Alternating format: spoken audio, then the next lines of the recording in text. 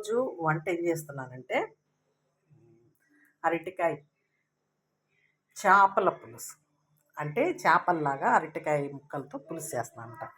ఉల్లిపాయ పచ్చిమిరపకాయలు కోసుకున్నాను, టమాటా పెట్టుకున్నాను, చింతపండు పులుసు తీసుకున్నాను, నూనె పొయ్యి మీద పెట్టానండి.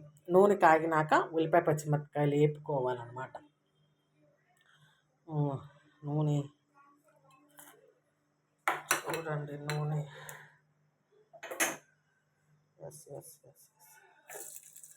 కొద్దిగా ఆగాలి. కొద్దిగా వేగితే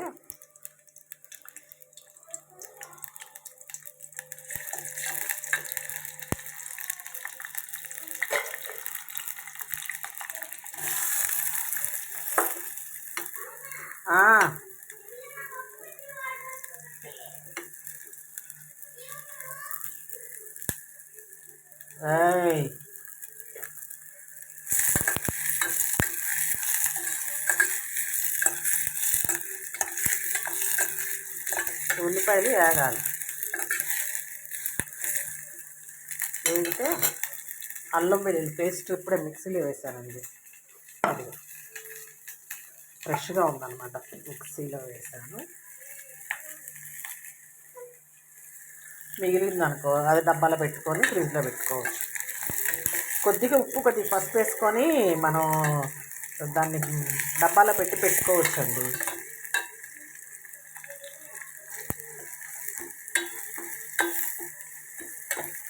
అల్లం చాలా చోట్ల అంటే పల్లెటూర్లలో బయట ఊర్లు వెళ్ళి తెచ్చుకోవాలి. అంటే సిటీ లాగా ఉండే ఊర్లు వెళ్ళి అల్లం తెచ్చుకోవాలి. పాపం వాళ్ళ ఇళ్ళల్లో అల్లం పెట్టుకోలేకపోతున్నారు కాబట్టి వాళ్ళు ఒక చిన్న డబ్బాలో ఇసుక తెచ్చుకొని ఇసుక వేసుకొని దాంట్లో ఈ అల్లం పెట్టుకోవచ్చండి. దాని మీద ఇసుక కప్పేసేస్తే అల్లం నిలవ ఉంటుంది.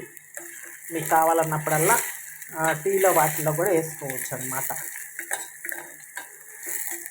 వేసుకుంటే మీకు అల్లము మొక్కలాగా వస్తుంటుంది, మళ్ళీ ఫ్రెష్గా వస్తుంటుంది, మళ్ళీ మీకు అల్లం ఇంట్లో ఉంటుంది. టీలో వాటిలో వేసుకోవచ్చు, మనం ఇట్లా వాటిలో కూడా వేసుకోవచ్చు అనమాట. ఇబ్బంది పడాల్సిన అవసరం లేదు. తెచ్చుకొని ట్రై చేసి చూడండి.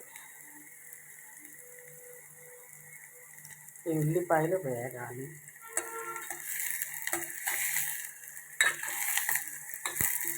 నాకు లైక్ చేస్తున్న వాళ్ళకి, సబ్స్క్రైబ్ చేసుకుంటున్న వాళ్ళకి థ్యాంక్ యూ అండి. Thank you so much.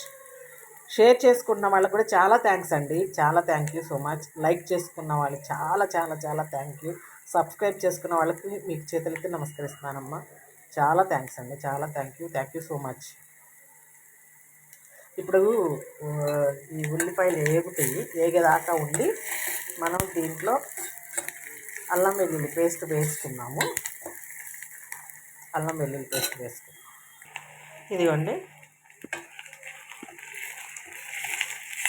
అల్లం వెల్లుల్లి పేస్ట్ వేసాను అనమాట. అల్లం వెల్లుల్లి పేస్ట్ వేసాను.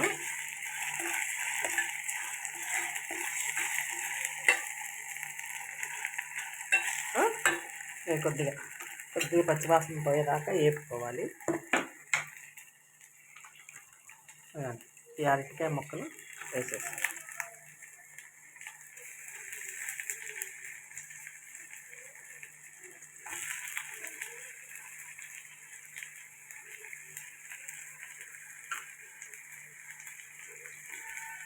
అరటికాయ ముక్కలు వేసుకున్నాం కదా, వేసుకున్న వీటిని కలపెట్టుకున్నాం.